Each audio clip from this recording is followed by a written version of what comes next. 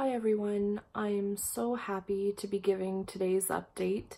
We just received word yesterday. It's been confirmed that Julia has been approved and accepted into Clearview's intensive DBT day treatment program.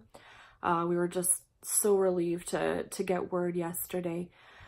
We're going to be finding out on Monday what day Julia is going to be starting on. However, we do know for sure it will be in May, so it's coming up very soon, and we are just so excited to get things moving and to get Julia into treatment. I know I touched a little bit about Clearview's program in my last video, but essentially what it will look like is Julia will be in treatment from Monday to Friday, so 5 days a week, 7 hours a day. She will be receiving regular DBT therapy. The program has been created for those diagnosed with borderline personality disorder, so she will be getting everything she needs out of this program. Now, it isn't residential. However, my husband will be going to LA with Julia, and he will be staying with her for the month that she's in treatment there, which is terrific. I know Julia's comforted by the fact that family will be there since she's going to be so far away from home, and we're definitely comforted by the fact that my husband's able to go and be there with her again since she's going to be so far away from home. So we're just truly looking forward to just kind of to getting this going and getting Julia the help that she just so desperately needs. I know forward thinking, what we're looking at is after Julia's discharged, after her month in treatment, we're looking at kind of transitioning her into a less intense DBT treatment program here in Ottawa. We can't get her into anything government funded as those wait lists have all been shut down due to long lengths. However, the program I'm thinking of, it's private. But previously Julia was rejected as a client because she was considered too high risk for safety concerns. But with her being in treatment for a month, we're hoping at that point in time, it will be a good transition from her to go from Clearview into a less intense DBT treatment program here. So that's kind of what we're looking at, what our hope is, and where we're at. In terms of fundraising, I wanted to touch a little bit on the fundraising. So essentially, when I created Julia's GoFundMe page, when I created the first video pretty much begging for help, it just came out of absolute desperation, pure and utter desperation. We had hit a point with Julia where, we were in emergency every other day getting stitches for self-inflicted wounds. Julia had attempted suicide multiple times. Julia had been hospitalized multiple times, and we were basically told by medical professionals that we're sorry, we've just got nothing to offer you. We've got nothing here to help. So it got to a point where I kind of would lie in bed at night and almost mentally prepare myself that I was going to lose my daughter to suicide. To me, it almost became inevitable. I knew she was sick and I knew there was no help. And it was almost like I started trying to prepare myself for her suicide. And that's not okay. That's not okay for any parent to feel like that. So I created Julia's GoFundMe page. I created the video.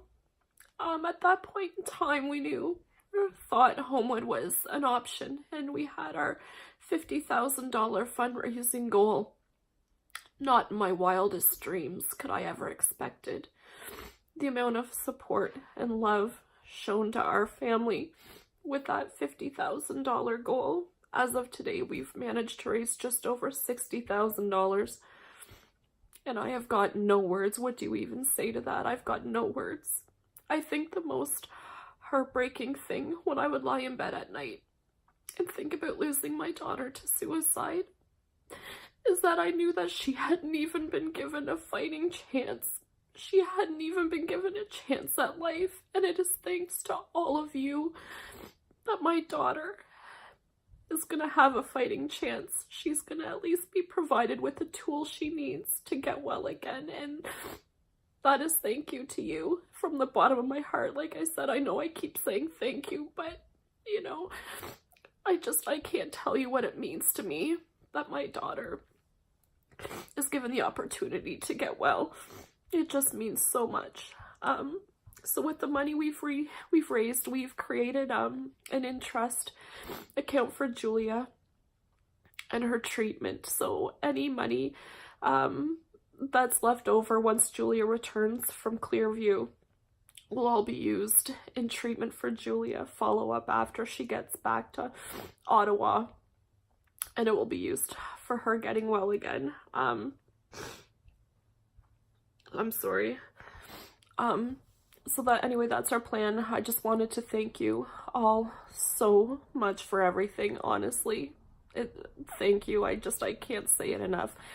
I know that I'm not one to be able to ask for favors right now, but if I can encourage anybody to do anything right now, if you have been diagnosed with a mental illness and are struggling to find mental health care, if you have a loved one that's been diagnosed with a mental illness and struggling to find mental health care, please be loud. Please be loud for them. Please be loud for yourself. If you need to, email your local MPP, the Minister of Health, call facilities, call whoever, go reach out to social media, go to the news, be loud, be so loud.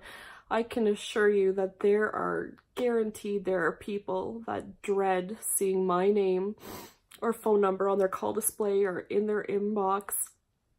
You know, I don't care. I'll spam whoever I have to spam. I'll keep calling. I'll bang on doors. I'll email. I'll do whatever I have to do. This is my child. This is her health. This is her life. And it's not okay. I know there are a lot of big campaigns right now encouraging all of us to talk about our mental health. And I absolutely agree. I think it's extremely important for us to talk about our mental health. Of course, that's helping, you know, lower the stigma, bringing awareness to mental health. But with that being said, you know, we can talk and talk and talk. But talking isn't going to do us any good when we're being forced to rely on a horrendously underfunded mental health care system, and people are being forced to sit on waiting lists for months, over a year, to get the treatment that they so desperately need. So I think it's time we start talking about that. Let's talk about that. Let's be loud about that. Anyway, thank you so much again for everything. Thank you so much. Take care, and we'll talk to you soon. Bye-bye.